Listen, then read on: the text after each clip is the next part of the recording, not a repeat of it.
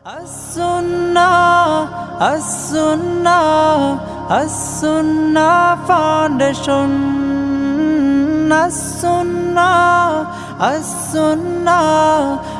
As-Sunnah Foundation. আসসালামু আলাইকুম ওয়া রাহমাতুল্লাহি ওয়া বারাকাতুহু। আলহামদুলিল্লাহি ওয়াহদাহু ওয়াসসালাতু ওয়াসসালামু আলা মান লা নাবিয়্যা বা'দাহু আম্মা বা'দ।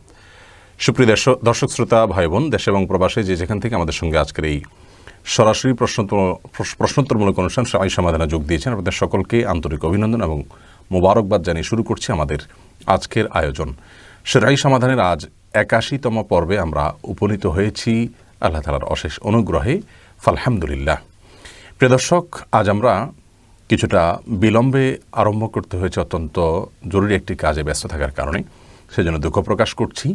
আমরা ১৫ মিনিট বিলম্বে আরম্ভ করেছি এবং যথারীতি ঘণ্টাব্যাপী আপনাদের সঙ্গে থাকছি এবং আপনাদের জীবন ঘনিষ্ঠ যে কোনো জিজ্ঞাসা এই পোস্টের মন্তব্যের ঘরে আপনারা বাংলায় সংক্ষেপে লিখুন। আমরা যথাসম্ভব বেশি থেকে বেশি প্রশ্নের উত্তর দেওয়ার চেষ্টা করব কোরআন এবং হাদিসের আলোকে।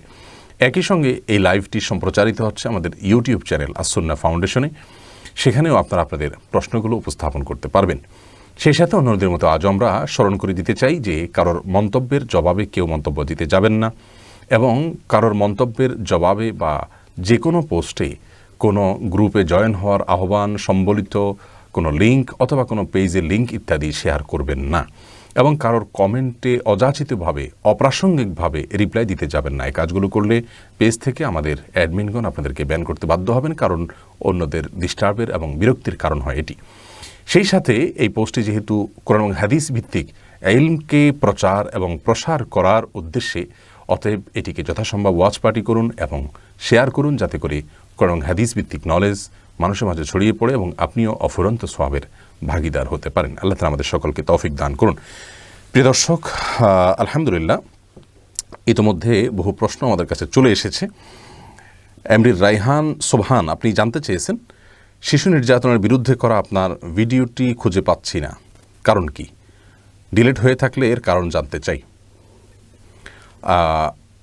এই ভিডিওটির রিপ্লাই এর জবাব আমরা দিয়েছি যে এটি ফেসবুক ডিলিট করে দিয়েছিল, পরবর্তীতে আমরা পুনরায় এটিকে আপলোড করেছি এবং সেটি আমাদের পেজে এখন আছে। এরপরে যে প্রশ্নটি আমি দেখতে পাচ্ছি সেটি হলো, হিজড়ারা কি মেয়েদের মতো পর্দা করবে কি না? এই প্রশ্নের জবাবে আমরা বলতে চাই, একটা ভিডিও আমাদের আছে আমাদের পেজে, সেখানে আমরা লিখেছি যে যারা তৃতীয় লিঙ্গের মানুষ তারা আসলে ইসলামের শরিয়া অনুযায়ী তাদের যে পর্দার বিধিবিধান এবং অন্যান্য সালাত এবং অন্যান্য বিশ্ব সম্পর্কিত বিধিবিধান, সেগুলো তাদের জন্য আমরা তাদের সেই বিষয়গুলোকে আমরা সেই ভিডিওতে বলেছি। যমুনা টিভিতে সেটি সম্প্রচারিত হয়েছে, আমাদের পেজে আপনি সার্চ দিলেই পেয়ে যাবেন এবং আমাদের ফাউন্ডেশনের যে ইউটিউব চ্যানেল সেটাতেও আপনি পেয়ে যাবেন আস-সুন্নাহ ফাউন্ডেশন নামে। এবং সেখানে আমরা বিস্তারিত বলেছি যে কোনো তৃতীয় লিঙ্গের মানুষের মধ্যে যদি তার শারীরিক গঠন এবং আপনার সৃষ্টির মৌলিক যে বিষয় আসেগুলো আছে সেগুলো যদি পুরুষের সাথে বেশি সাদৃশ্যপূর্ণ হয়, তাহলে সেক্ষেত্রে পুরুষের বিধিবিধান তার জন্য প্রযোজ্য হবে, অন্যথায় নারীদের বিধান তার জন্য প্রযোজ্য হবে। এরপরে আব্দুল ভাই, আপনি জানতে চেয়েছেন মধ্য শাবানে একটি নফল রোজা রাখা যাবে কি না? সবরতের রোজার নিয়তে নয়, মধ্য শাবানে একটি নফল রোজা সবরতের নিয়ত ছাড়া রাখলে শাবানের মাসে যে নবী সাল্লাল্লাহু আলাইহি ওয়াসাল্লাম বিশেষ নফল সিয়াম রাখতে বলেছেন সেটার অংশ হিসাবে এটি রাখা যেতে পারে, তাতে কোনো অসুবিধা নেই। তবে মধ্য শাবানকে ফিক্স করে কেন সিয়াম রাখবেন? ওই দিনটাতে নির্দিষ্ট করে সিয়াম রাখার ব্যাপারে যে সমস্ত হাদিস পাওয়া যায় সেই হাদিসগুলো বিশুদ্ধতার মানদণ্ডে উত্তীর্ণ নয়, সেগুলো সহি নয়। অতএব শুধুমাত্র মধ্য শাবানকে নফল সিয়ামের জন্য নির্দিষ্ট করা সঠিক নয়। আপনি শাবানের অংশ হিসাবে, শাবানের সিয়ামের অংশ হিসাবে যদি আপনি অন্য দিনগুলোতে রাখেন, সেই হিসাবের মধ্যে শাবানও রাখলেন, তাতে কোনো অসুবিধা নেই। এমডি ফিরোজ হোসাইন জানতে চেয়েছেন কিভাবে অশ্লীলতা থেকে বাঁচা যায়, বিশেষ করে যুব সমাজের উদ্দেশ্যে কিছু নসিহত চাই। অশ্লীলতা থেকে বাঁচার জন্য অশ্লীলতার পথ পদ্ধতি এবং সূত্রগুলো থেকে নিজেকে দূরে সরিয়ে রাখতে হবে। এটা হলো সবচাইতে গুরুত্বপূর্ণ বিষয়। আল্লাহ রাব্বুল আলামিন বলেছেন, ওয়ালা তাকরাবুজ জিনা, তোমরা জেনার কাছেও যেও না, কারণ আল্লাহ রাব্বুল আলামিন জানেন যে জেনা এমন একটি অপরাধ যেটার কাছাকাছি গেলেই মানুষ পতিত হওয়ার সমূহ আশঙ্কা তৈরি হয়, যার কারণে জেনার কাছে যেতেও আল্লাহ তাআলা নিষেধ করেছেন। অতএব অশ্লীলতার কাছেও যাওয়া যাবে না। কাছে গেলে সেখানে আপনাকে পতিত হতেই হবে। কাছে যাওয়ার দৃষ্টান্ত হলো, আপনি এমন কোনো ফিল্ম দেখলেন যেখানে নারী অ্যাক্টর রয়েছেন এবং পর্দাহীন ভাবে তিনি সেখানে অংশগ্রহণ করেছেন, এরকম যদি হয় তাহলে কিন্তু আপনি সেই ফিল্ম দেখা মানেও অশ্লীলতার কাছাকাছি যাওয়া। ওইটা দেখার পর আপনার ভিতরে যদি জেনা মনে মনে জেনার তৈরি হয়, তাহলে সেক্ষেত্রে আপনি কাছাকাছি গিয়ে অপরাধ করেছেন, বিধে আরেকটি অপরাধের দিকে ধাবিত হতে বাধ্য হয়েছেন। এই জন্য অশ্লীলতা থেকে বাঁচার জন্য এগুলো থেকে দূরে থাকতে হবে। এরকম যত রকম উপায় আছে সেগুলো থেকে বেঁচে থাকার চেষ্টা করতে হবে। আল্লাহ তাআলা ভয় অন্তর জাগ্রত করতে হবে, মুত্তাকিদের সাথে থাকতে হবে এবং তাকওয়া চর্চা, আলাপ মুত্তাকি বন্ধুবান্ধবদের সাথে শেয়ার করতে হবে এবং আল্লাহর ভয় যাদের অন্তরে রয়েছে, যারা হারাম থেকে বাঁচার জন্য আপ্রাণ চেষ্টা করেন, তাদের সাথে ওঠা বসা করতে হবে, আল্লাহর কাছে একান্তে দোয়া করতে হবে। এবং একান্ত এবং নির্জনতায় যে সমস্ত অপরাধগুলো মানুষ করে থাকে, হস্তমৈথুন থেকে নিয়ে এবং বাজে ফিল্ম দেখা থেকে নিয়ে, সেগুলো থেকে বাঁচার জন্য নির্জনতাকে অ্যাভয়েড করতে হবে। আল্লাহ তাআলা তৌফিক দান করুন। সাইম আলামিন জানতে চেয়েছেন, রাসূলুল্লাহ সাল্লাল্লাহু আলাইহি ওয়াসাল্লাম বলেছেন, যে ব্যক্তি লা ইলাহা ইল্লাল্লাহ বলবে সে জান্নাতে যাবে, যদি সে চুরি করে এবং জিনা করে তবুও সে জান্নাতে যাবে। আর আবু যর, তোমার নাক মাটিতে মিশে যাক তবুও সে জান্নাতে যাবে। এই হাদিসটার ব্যাখ্যা বলেন। এই হাদিসটির ব্যাখ্যা হলো, ভাইরা আমার, যদি কেউ আল্লাহর প্রতি ঈমান তার সঠিক থাকে, তাওহীদ যদি সঠিক থাকে এবং ঈমানের অন্যান্য যে বিষয় আশয়গুলো আছে সেগুলো যদি সঠিকভাবে তিনি নিজের ভিতরে ধারণ করতে পারেন, এরপরে যদি কোনো অপরাধ করেন আর অপরাধ করার পরও আল্লাহর কাছে তওবা করলে আল্লাহ তাআলা তাকে জান্নাতে দিবেন। জান্নাতে দেওয়ার অপশন তার জন্য খোলা রয়েছে। এর মানে এই নয় যে তাওহীদ এর বিশ্বাসের পাশাপাশি জেনা, চুরি যা মনে চায় তা করলেই সেই তাওহীদ থাকলেই জান্নাতে যাবে, এমন নয়। হাদিসের উদ্দেশ্য হলো তাওহীদ ঠিক থাকলে এই সমস্ত অপরাধগুলো যদি করেও তারপরেও তওবা করার মাধ্যমে আল্লাহ তাকে জান্নাতে দিবেন। এরপরে তামান্না ইসলাম জানতে চেয়েছেন, খোলা তালাকের 1 বছর পর আবার যদি স্বামী স্ত্রী এক হতে চায় তাহলে পারবে কিনা? স্বামী ও স্ত্রী কেউই অন্য কোথাও বিয়ে করেনি, দয়া করে উত্তর দিবেন। জি, খোলা তালাকের মাধ্যমে যদি পৃথক হয়ে থাকে তাহলে সেক্ষেত্রে পুনরায় বিবাহের মাধ্যমে তারা পুনরায় একত্রিত হতে পারবেন, যদি তাদের 3টা তালাক পতিত না হয়ে থাকে। এটা তো খোলা তালাকটা হলো একটা সাধারণ বিচ্ছেদ, অতএব এরপরে পুনরায় তারা আকদের মাধ্যমে একত্র হতে পারবেন। এমনি নুরুল আমিন জানতে চেয়েছেন, আমার একটা প্রতিবন্ধী বাচ্চা আছে, বয়স 30 মাস, হাঁটতে বসতেও কথা বলতে পারে না। ওর মাকে খুব বিরক্ত করে, রাত জেগে থাকে, ঘুমায় না, একা বাসায় তাকে লালন পালন করা কষ্ট হয়ে যায়, ভুলে আবার কনসিভ করে ফেলছে, এখনও 40 দিন হয়নি। এখন গর্ভপাত পড়লে কি পাপ হবে? 2টা বাচ্চা পালা খুব কষ্টকর হয়ে যাবে, আমার প্রতিবন্ধী বাচ্চাকেও সেবা করতে পারবে না। ভাই নুরুল আমিন, এরকম পরিস্থিতিতে আপনার জন্য গর্ভপাত করা জায়েজ হবে। প্রথমত বাচ্চার মধ্যে এখনও আপনার হার্টবিট আসেনি, আর দ্বিতীয়ত হলো দ্বিতীয় বাচ্চা জন্ম গ্রহণ করলে মায়ের জন্য তাকে লালন পালন করা কষ্টসাধ্য হবে, দুঃসাধ্য হবে, অন্য কোনো লোক হেল্প করার নাই, এরকম পরিস্থিতিতে আপনি গর্ভপাত করতে পারেন। তবে যদি গর্ভপাতকে এড়িয়ে এই কষ্টটাকে আপনারা সহ্য করে নিতে পারেন, সেটা হবে আপনাদের জন্য সবচাইতে উত্তম। এবং এক্ষেত্রে আপনাদের সাবধান থাকা উচিত ছিল আগে থেকে, যাতে করে কোনো প্রকার কনসিভ না করে। কিন্তু গর্ভপাত এটা করার জন্য আসলে এই সাধারণ শর্ত শুধু নয়, বরং গর্ভপাত করার জন্য আরও কঠিন পরিস্থিতির মুখোমুখি হলে সেক্ষেত্রে ওলামায়ে কেরাম গর্ভপাতের অনুমতি দিয়ে থাকেন। অর্থাৎ যদি আল্লাহ না করুন গর্ভপাত না করলে সেক্ষেত্রে মায়ের জীবন হুমকির মধ্যে আছে অথবা বাচ্চার জীবন হুমকির মধ্যে আছে, আমি একটু কারেকশন করছি আমার প্রশ্নটা উত্তরের মধ্যে, সেক্ষেত্রে গর্ভপাত করার পারমিশন আছে। উচিত ছিল আপনাদের আগে থেকে জন্ম নিয়ন্ত্রণ করা, অর্থাৎ এই বাচ্চা আরেকটা আছে সেটাকে লালন পালন করতে কষ্ট হবে, তার নতুন বাচ্চা হলে অসুবিধা হবে, এই কজের ভিত্তিতে আপনি জন্ম নিয়ন্ত্রণটা করতে পারতেন।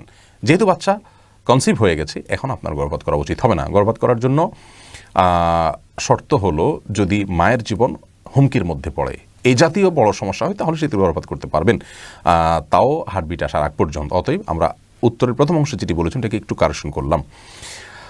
এখন আপনাকে ধৈর্য ধারণ করতে হবে। আল্লাহ তাআলা তৌফিক দান করুন। হৃদয় খান জানতে চেয়েছেন, আমার জানামতে প্রাপ্তবয়স্ক পুরুষের সামর্থ্য থাকলে বিয়ে করা ফরজ। আমার প্রশ্ন হলো, একবার বিয়ে করার পর ডিভোর্স হয়ে গেলে কি আবার বিয়ে করা ফরজ, নাকি সে আর বিয়ে নাও করতে পারে? বিয়ে যদি জীবনে একবার করে থাকেন, বিয়ে কিন্তু সবসময় ফরজ নয়, বিয়ে সাধারণ অবস্থাতে সুন্নাহ। অর্থাৎ যদি কেউ সাধারণ অবস্থা বলতে কেউ যদি বিয়ে না করে গুনাহে লিপ্ত হবে না, আর করলে তার জন্য ভালো।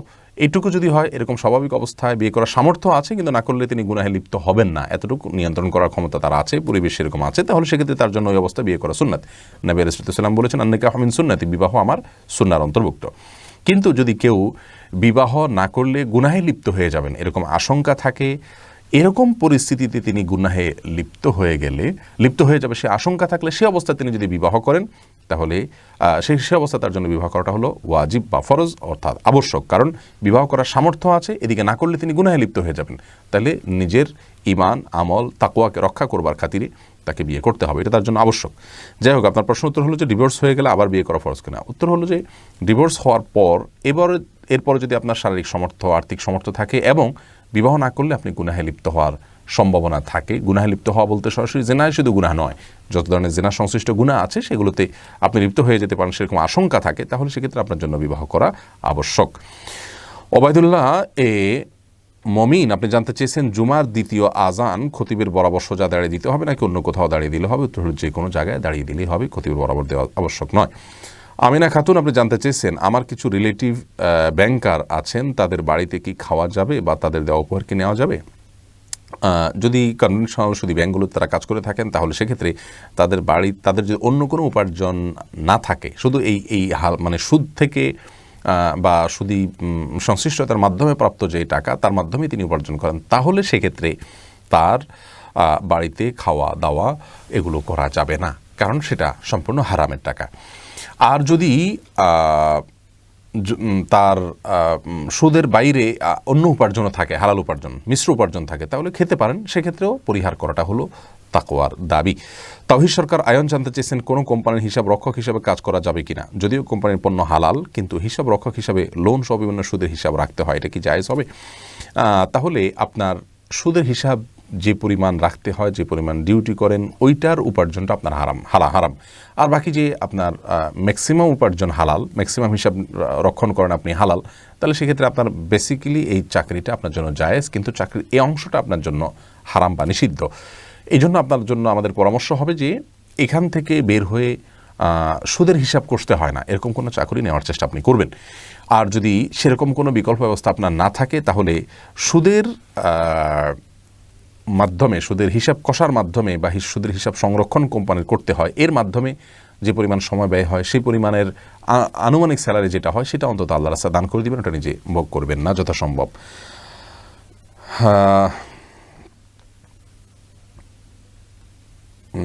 এরপরে মামরুজ রাফান, আপনি জানতে চেয়েছেন গনিমতে মালের নেশায় ধরেছে মোমিনদের ব্যাপারে কিছু বলেন হুজুর, সূরা আনফালের 1 নং আয়াতটা।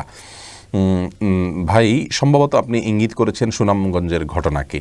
যদি আমি সঠিক ধরে থাকি, তাহলে এটার জবাব হলো যে কোনো ঘটনা ঘটার পর প্রকৃত ঘটনা আসলে উদ্ঘাটন করার চেষ্টা করা উচিত। আমাদের দেশে যেই কোনো পক্ষের বিপক্ষের যে কোনো ধরনের ঘটনা ঘটলে সেটা নিয়ে সত্য এবং সঠিক এবং আপনার নির্ভরযোগ্য নিউজ কিন্তু আমাদের সামনে খুব সহজে আসে যে তা নয়। এটা হলো প্রথম কথা। দ্বিতীয় কথা হলো যে রাসূল করিম সাল্লাল্লাহু আলাইহি সাল্লাম আমাদেরকে যে দ্বীনের শিক্ষা দিয়েছেন, সে দ্বীনের শিক্ষা অনুযায়ী কোনো অমুসলিমের প্রতি চড়াও হওয়া, ব্যক্তিগত কোনো রেষারেষি থেকে, কোনো মন্তব্যের কারণে, বা একজন মন্তব্য করেছেন তার দোষ অন্যদের উপরে চাপিয়ে চড়াও হওয়ার শিক্ষা ইসলাম আমাদেরকে দেয় না। অতএব এটি কোনো অবস্থাতে জায়েজ নয়। আর এখানে গনিমতের মালের নেশায় ধরেছে আপনি যে অভিযোগ করেছেন, সেটি যদি হতো তাহলে এখানে লুটপাট হতো। লুটপাটের কোনো নিউজ কি এসেছে? কোনো আহত নিহতের খবরও তো কিন্তু আসেনি। হ্যাঁ, ভাঙচুরের যে ঘটনা ঘটেছে সেটি অবশ্যই নিন্দনীয়, নিকৃষ্ট কাজ, এটি ইসলামের শিক্ষা নয়। কারা করেছে সেটাই হলো দেখার বিষয়। কেউ নিজেরা করে অন্যদের ঘাড়ে চাপিয়েছে কিনা, অথবা যদি কোনো আপনার নামধারী ধার্মিকরা করে থাকেন, তাহলে সেটাও ধর্মের নামে অধর্ম এবং অন্যায়। এটা অবশ্যই আমরা নিঃসন্দেহে বলবো। মোতাহার হোসেন, আপনি জানতে চেয়েছেন আর কিছুদিন পরে রমাদান আসছে, রমাদানের জন্য আমরা কিভাবে আগাম প্রস্তুতি নিতে পারি? রমাদানের জন্য আগাম প্রস্তুতির জন্য অনেকগুলো পরামর্শমূলক একটা বক্তব্য আমাদের রয়েছে। এটা ইনশাআল্লাহ আগামীকালকে আমরা আশা করছি আমাদের পেজে আপলোড হবে, সেখানে বিস্তারিত আপনি জানতে পারবেন। অরিয়া আসলাম, আপনি জানতে চেয়েছেন ইশাকের নামাজ, চাষতের নামাজ বা সালাতুদ দোহা কি একই নাকি আলাদা? এটা নিয়ে আমরা অনেক কথা বলেছি এর আগে। শেখ আব্দুল্লাহ বিন বাজ রাহিমাহুল্লাহ সহ সৌদি আরবের অনেক স্কলারগণ বলেছেন ইশাক এবং চাষতের সালাত আসলে একই।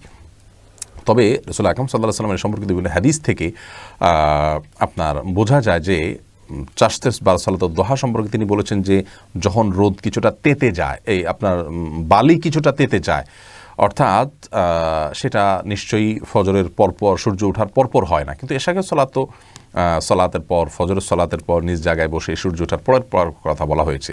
এই হাদিসের ভাষ্যের তারতম্যের কারণে অনেক উলামা ইকরাম এই দুইটাকে পৃথক সালাত হিসাবেই গণ্য করেছেন। এরশাক আলাদা, চাশত আলাদা। চাশত হলো কিছুটা পরে 8:30 9টার দিক থেকে শুরু হয়। ফাহাদ ফাতেমা আপনি জানতে চেয়েছেন, আমার হজ করার মতো টাকা আছে কিন্তু আমার স্বামী মারা গেছেন, আমার কোনো সন্তান নেই এবং কোনো ভাই বোন নেই, শুধু বাবা আছেন। আমার বাবা অসুস্থ, এই অবস্থায় আমার উপর হজ কি ফরজ হবে? আমি কি আমার মার সাথে হজে যেতে পারবো? দেখুন, আপনার স্বামী যেহেতু মারা গেছেন, কোনো সন্তান যেহেতু নাই, শুধু বাবা মা আছেন, বাবা অসুস্থ হওয়ার কারণে তাকে আপনি নিতে পারছেন না, মায়ের সাথে আপনি হজে যেতে পারবেন কিনা? উত্তর হলো না। আপনাকে হজে যেতে হলে কোনো একজন মাহরাম লাগবে। নবী আলাইহিস সালাম বলেছেন, লা তুসাফিরুল মারআতু ইল্লা যি মাহরামিন, কোনো মহিলা, কোনো নারী তার কোনো মাহরাম পুরুষ ছাড়া অন্য কারোর সাথে সফর করবেন না। অতএব এটা আপনার নিরাপত্তার খাতিরেই এই বিধান আল্লাহ রাব্বুল আলামিন দিয়েছেন। অতএব কোনো একজন মাহরাম আপনার সাথে থাকতে হবে, আপনার গার্ড হিসাবে, আপনার সঙ্গী হিসাবে। আপনার মা যে যাচ্ছেন তার মাহরামকে অবশ্যই তার এবং আপনার মাহরাম থাকতে হবে। মাহরামের পরিধিটা কিন্তু অনেক ব্যাপক। বাপ ভাই শুধু মাহরাম নন। আপনার স্বামী মারা গেছেন, ভাই হতে পারে, ভাইয়ের ছেলে হতে পারে, অর্থাৎ যাদের সাথে আপনি পর্দা করা ফরজ বা আবশ্যক নয় তাদের কারোর সাথেই আপনি হজে যেতে পারবেন। আর হজে যাওয়ার জন্য একটা গুরুত্বপূর্ণ বিষয় হলো, আপনার মহিলা হিসাবে একজন নারীর কাছে যদি 2 জন ব্যক্তির হজের টাকা না জমে, তাহলে সেক্ষেত্রে আপনার উপর হজ ফরজ নয়। আপনার উপর হজ ফরজ হতে হলে, একজন নারীর উপর হজ ফরজ হতে হলে ডাবল হজের টাকা থাকতে হবে। অর্থাৎ বর্তমান বাজার অনুযায়ী 3.5 লক্ষ টাকা যদি হজের জন্য প্রয়োজন হয়, তাহলে 7 লক্ষ টাকা থাকলে তখন আপনার উপর হজ ফরজ হবে। বিদায় আপনার শুধু টাকা হয়ে গেছে, এই জন্য হজ ফরজ হবে না একজনের টাকা থাকলেই। রোজিনা আক্তার আপনি জানতে চেয়েছেন, আমি কানাডায় থাকি, এখানে টয়লেটগুলো প্রতিটি বাসায় বিভিন্ন দিকে ফেরানো, কখনো কেবলার দিকে, এমনও অবস্থায় আমাদের করণীয় কি, দয়া করে জানাবেন। বোন রোজিনা, এ বিষয়ে ওলামা ইকরামের মধ্যে অনেকেই কেবলামুখী হয়ে টয়লেটে বসাকে জায়েজ বলেছেন, যদিও ইমাম আবু হানিফা রাহিমাহুল্লাহ এটিকে জায়েজ বলেননি এবং এই মতটি অধিকতর শক্তিশালী। বিধায় আমরা আপনাদের জন্য পরামর্শ দিব যে একটু ঘুরিয়ে হলেও বসার চেষ্টা করবেন। যদি আপনার নিজের হাতে এটি না থাকে, যে যেখানে বসবাস করছেন সেখানে এভাবে তৈরি করা হয়েছে, তাহলে যথাসম্ভব ঘুরিয়ে বসার চেষ্টা করবেন, ঘুরে বসার চেষ্টা করবেন। আরমান উদ্দিন শুভ আপনি জানতেছেন, পিতা মৃত্যুর পর রেখে যাওয়া সন্তানের পাপের কারণে কি মৃত পিতা দায়ুস হবে? পিতার মৃত্যুর পর রেখে যাওয়া সন্তান যদি পাপ করেন, তাহলে সেক্ষেত্রে পিতা যদি অনুমান থাকে যে এই ছেলে বা আমাদের সমাজে এই পাপগুলো করে থাকে মৃত্যুর পরে, হতে পারে এগুলো তার মধ্যে, তাহলে সেক্ষেত্রে আগে থেকে তার জন্য ওসিয়ত করা কর্তব্য। তিনি যদি ওসিয়ত করে দিয়ে থাকেন, তাকে যদি সঠিক নির্দেশনা দিয়ে থাকেন, তারপরও সে যদি বিপদে চলে যায়, তাহলে এর দায়ভার বাবাকে নিতে হবে না। তবে এর সাথে দায়ুস হওয়ার সম্পর্ক নেই। দায়ুস হলো অশ্লীল কোনো কাজ যদি করা হয়, আপনার জেনা সংশ্লিষ্ট কোনো কাজ করা হয়, সেগুলোতে যদি বাবা মা বা অভিভাবক তারা যদি সন্তুষ্ট থাকেন, মারা যাওয়ার পরে দায়ুস হওয়ার অপশন নেই। আর এখানে সেই অপরাধের কথা বলা হয়নি, বিধায় দায়ুস নয়, তবে তিনি দায়ী হবেন কিনা এই কথা আমরা বলতে পারি। উত্তর হলো সেটাই, যেটা আমরা একটু আগে বললাম। এরপরে শিহাব খান আপনি জানতে চেয়েছেন, আপনার কাছে একটা প্রশ্নের সমাধান চাচ্ছি।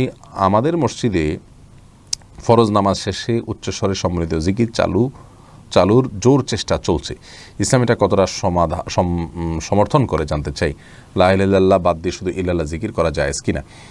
শেষেরটা আগে বলি, শুধু ইল্লাল্লাহ জিকির রাসূল আকরাম সাল্লাল্লাহু আলাইহি ওয়াসাল্লাম কখনো করেছেন বলে কোনো হাদিসের প্রমাণিত নয়, কোনো সাহাবা ইকরাম, কোনো তাবী করেছেন বলে কোনোভাবে প্রমাণিত নয়। জিকির একটা ইবাদত, এটার লা ইলাহা ইল্লাল্লাহ এই বাক্যটির জিকির কোরআন হাদিসে স্পষ্টভাবে বহুভাবে প্রমাণিত। অতএব এটার অংশবিশেষকে কাট করে আলাদা জিকির করার কোনো অপশন যদি থাকতো, তাহলে রাসূল আকরাম সাল্লাল্লাহু আলাইহি ওয়াসাল্লাম বা খুলাফায়ে রাশিদিন বা সাহাবাদের যুগে থাকতো। যেখানে তাদের যুগে এটা নেই, অথবা এটা আমরা কেন করতে যাব? অবশ্যই এটি আপনার সুন্নাহসম্মত জিকির না, সুন্নাহ বিরোধী জিকির, আমরা এটা করবো না। আর সম্মিলিতভাবে নামাজের পরে উচ্চস্বরে জিকির, এর শিক্ষা কোরআন হাদিস আমাদেরকে দেয়নি। রাসূল আকরাম সাল্লাল্লাহু আলাইহি ওয়াসাল্লাম কখনো এভাবে জিকির করেননি। জিকির ব্যক্তিগত আমল, যার যার মতো শেষে করবেন। হ্যাঁ, কিছুটা সরব কারোর আওয়াজ একটু জোরে হতে পারে, বা একই জায়গায় বসে যার যার মতো শেষে করতে পারেন, কিন্তু বিশেষ করে ৫ ওয়াক্ত সালাতের পরে জিকির এভাবে করা সম্মিলিতভাবে, এটা অন্যদের সালাতের জন্য ডিস্টার্বের কারণ হয়, যা আমাদের জন্য করা উচিত নয়। এরপরে যে প্রশ্নটি আমি দেখতে পাচ্ছি সেটা হলো আরমান উদ্দিন শুভ, আপনার প্রশ্ন উত্তর দিয়েছি। কাদরুদ্দিন এআইডি থেকে, সরি আপনার কোদারিক ইকুয়েশন এআইডি থেকে আপনি প্রশ্ন করেছেন, আমি ফুড পান্ডাতে কাজ করি, কাজের সময় পান্ডার মুখওয়ালা টি শার্ট ও ব্যাগ রাখতে হয়। এখন নামাজের সময় ওই টি শার্ট আর ব্যাগ নিয়ে নামাজ পড়লে নামাজ হবে কি না? খুবই গুরুত্বপূর্ণ প্রশ্ন ভাই। আসলে এই ধরনের টি শার্ট যদি হয় যেটাতে কোনো ছবি আছে, ছবিটা যদি স্পষ্ট হয় তাহলে সেক্ষেত্রে এটা পরে সালাত আদায় করা উচিত নয়, কিন্তু যদি করে ফেলেন সালাত হয়ে যাবে। আমরা আপনাকে পরামর্শ দিব, প্রথমত ফুড পান্ডার যে ছবিটা, পান্ডার ছবিটা, সেটা আমার যতটুকু মনে পড়ে অস্পষ্ট, অর্থাৎ নাক কান চোখ সব কিছু স্পষ্ট নয়। আমার ধারণা যদি ভুল হয়ে থাকে, যদি স্পষ্ট হয়ে থাকে চোখ কান নাক ইত্যাদি, তাহলে সেক্ষেত্রে এটা পরে সালাত আদায় করা আপনার জন্য উচিত নয়। যদিও আদায় করে ফেললে সালাত হয়ে যাবে, কিন্তু রহমতের ফেরেশতা আসতে পারেন না এমন একটি পোশাক পরিধান করে সালাত আদায় করা অবশ্যই উচিত নয়। সালাতের জন্য এটা ত্রুটি, যদিও সালাত হয়ে যাবে, কিন্তু ত্রুটিযুক্ত সালাত যাতে না হয় সেজন্য আপনাকে আমরা পরামর্শ দেব, একটা টি শার্ট আপনি আলাদা রাখবেন সাথে, যাতে করে সালাতের সময় শুধুমাত্র এটাকে চেঞ্জ করে পরে নেবেন, আবার সালাত শেষে আপনি আপনার মূল ড্রেসে ফিরে যাবেন। এরপরে যে প্রশ্ন দেখতে পাচ্ছি 19 নম্বর প্রশ্ন করেছেন রাজু কারিরি এআইডি থেকে, জুমার খুতবার সময় তাসবিহ হাতে নিয়ে তাসবিহ পাঠ করা কতটুকু বৈধ? এটা সম্পূর্ণ অবৈধ কাজ। রাসূল আকরাম সাল্লাল্লাহু আলাইহি সাল্লাম আমাদেরকে স্পষ্ট নির্দেশনা দিয়েছেন, জুমার জন্য ইমাম সাহেব যখন বের হবে তখন কোনো প্রকার সালাত, কোনো প্রকার আপনার এই জাতীয় কোনো কাজ করা যাবে না। যার কারণে জুমার খুতবার সময় তাসবিহ ইত্যাদি হাতে নিয়ে পাঠ করা জায়েজ নয়, শ্রবণ করতে হবে খুতবা নিরিবিলি। এরপরে হুমায়রা তাসনিম আপনি জানতে চেয়েছেন স্নো বা লোশন ব্যবহার করে বাইরে গেলে পাপ হবে কি না, কারণ ওইগুলোতে সুগন্ধ থাকে।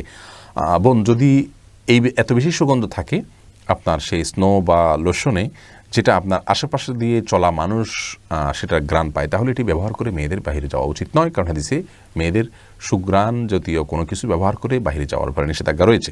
হ্যাঁ, আর যদি এর সুঘ্রাণটা আপনার নিজের মধ্যে সীমাবদ্ধ থাকে, একান্ত গায়ের সাথে কেউ না মিশলে পাশ দিয়ে হেঁটে গেলেই সুগন্ধ না পান, তাহলে সেক্ষেত্রে এটি ব্যবহার কোনো অসুবিধা নেই। কারণ এখানে হাদিসের মূল উদ্দেশ্যই হলো যাতে করে আপনার সুগন্ধির গন্ধ আশপাশটাকে মোহিত করে অন্যদেরকে আপনার প্রতি আকৃষ্ট না করে। শহীদুল ইসলাম মানিক জানতে চেয়েছেন মদের খালি বোতল পরিষ্কার করে পানি রেখে তা পান করা বা মধু রেখে তা ব্যবহার করা যাবে কি না? উত্তর হলো সাধারণ অবস্থাতে এটি করা যাবে, কোনো অসুবিধা নেই। তবে এটি আপনার কোনো রেস্তোরাঁতে বা এরকম কোনো জায়গায় যদি ব্যবহার করা হয় সচরাচর, তাহলে এটা দেখে মদের কথা মনে পড়বে বা মদের স্টাইল কেউ ধরতে পারে বা এই জাতীয় কোনো সাইড কোনো ক্ষতির আশঙ্কা থাকলে সেক্ষেত্রে এটি ব্যবহার না করাই উচিত। কিন্তু শরীয়তের দৃষ্টিকোণ থেকে মৌলিকভাবে এটা ব্যবহার করলে কোনো হারাম হবে না, যদি ওটা পরিষ্কার হয়ে যায়, মদের কিছু না থাকে। এইচকে শামসুদ্দিন আহমেদ জানতে চেয়েছেন যার পীর নেয় তার পীর শয়তান, এই কথাটা কতটুকু সত্যি? একটি সম্পূর্ণ ভিত্তিহীন কথা, কোনো হাদিসের কোথাও এরকম কোনো কথা উল্লেখ নেই।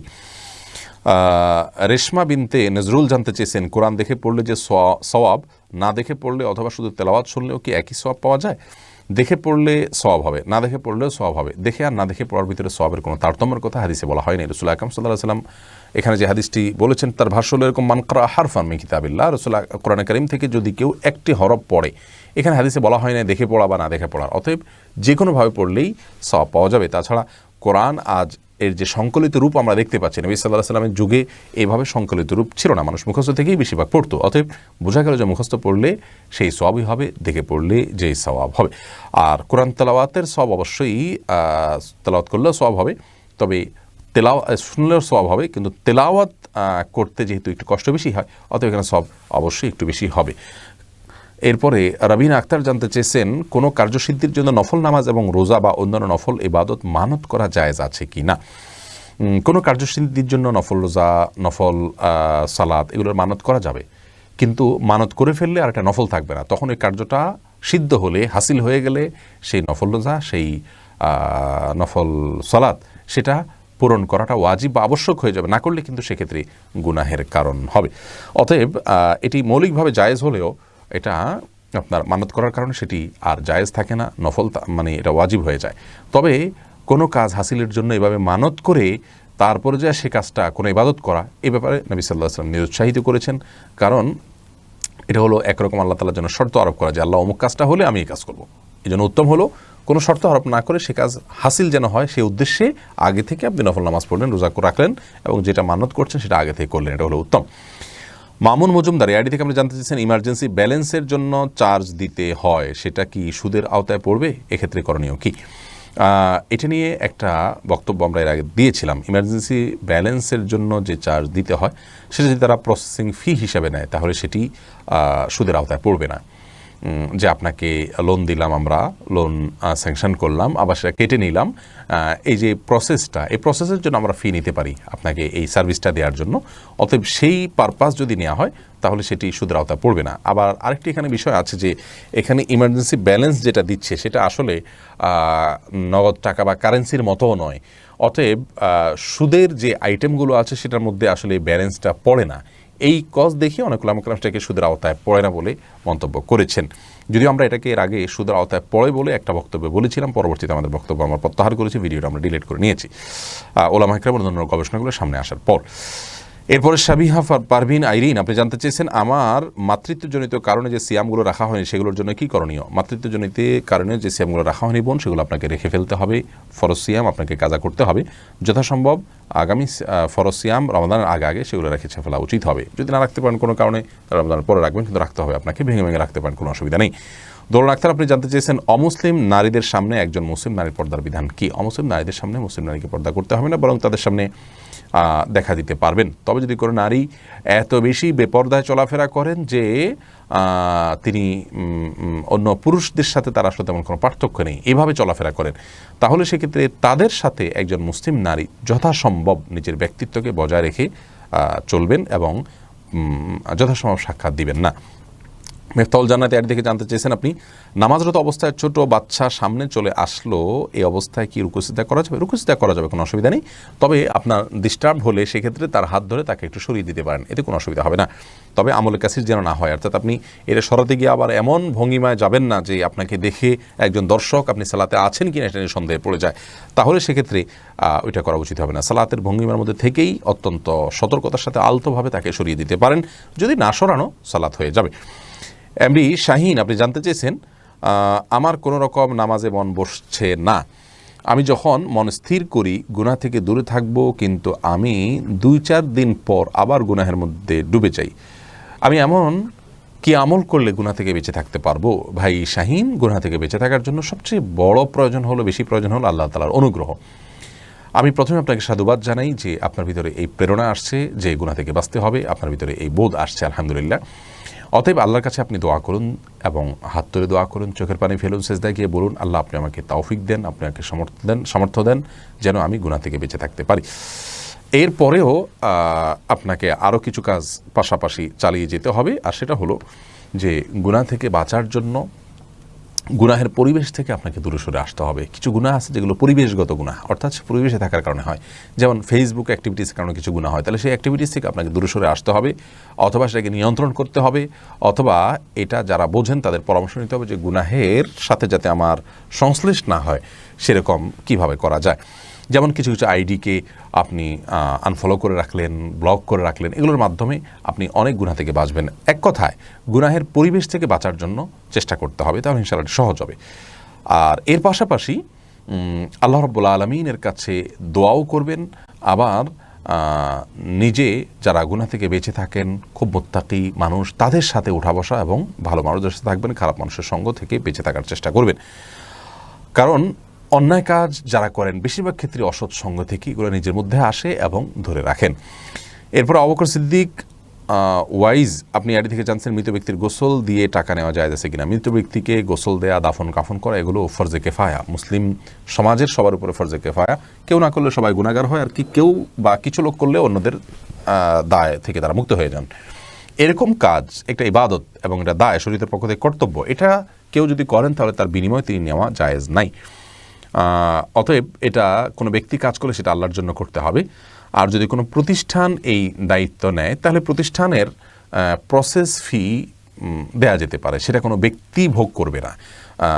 প্রতিষ্ঠান তার জন্য যে প্রসেস অ্যারেঞ্জ করে থাকে সেটার জন্য তারা টাকা নিতে পারেন, কিন্তু কোনো ব্যক্তি এটার জন্য নিজে করে টাকা নেওয়া জায়েজ না, কারণ এটা ইবাদতের বিনিময়ে নেওয়া জায়েজ নাই।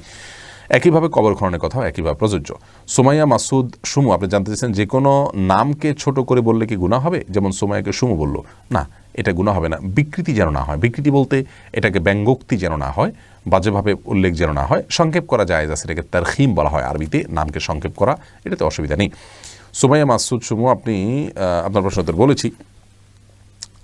এরপরে ইবনে আব্দুল করিম জানতে চেয়েছেন, মসজিদের পেছনে মাজার থাকলে সে মসজিদে নামাজ আদায় করা যাবে কি না?